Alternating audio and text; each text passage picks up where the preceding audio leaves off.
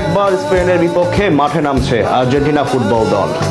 Lamine ইয়ামালদের হারিয়ে একই সাথে বিশ্বকাপের শোধ ও আরো একটা ট্রফি জয়ের সুযোগ আসতে যাচ্ছে লিওনেল মেসিদের কাছে। ফুটবল দুনিয়ার জন্য আসছে এক বিশাল মহারণ উপভোগের সুযোগ। বিশ্বকাপ ফাইনাল শেষ হয়েছে এক সপ্তাহ হয়নি, এর মাঝে আরো একবার দুই ফাইনালিস্টের লড়াই দেখার সুযোগ আসতে যাচ্ছে দুনিয়ার ফুটবল প্রেমীদের মাঝে। আরো একবার আর্জেন্টিনা ও স্পেনের মধ্যকার লড়াই হবে ট্রফি নিশ্চিতে।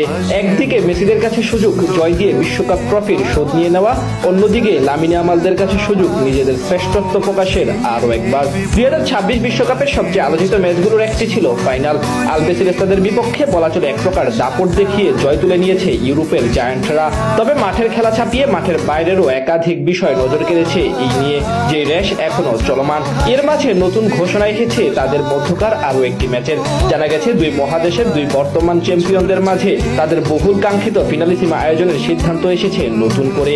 ESPN আর্জেন্টিনা ও ডিএ স্পোর্টের প্রতিবেদন অনুযায়ী ইউরো চ্যাম্পিয়ন ও কোপা আমেরিকা চ্যাম্পিয়নের মধ্যকার মর্যাদাপূর্ণ ও বহুল প্রতীক্ষিত ফিনালিসিমা ম্যাচটি চলতি বছরের নভেম্বরের মাসে কাতারের বিখ্যাত লুসাইল স্টেডিয়ামে অনুষ্ঠিত হওয়ার জোরালো সম্ভাবনা রয়েছে, যেখান থেকে নিজেদের ইতিহাসের তৃতীয় বিশ্বকাপ ট্রফি জিতে এসেছিল লিওনেল মেসিরা।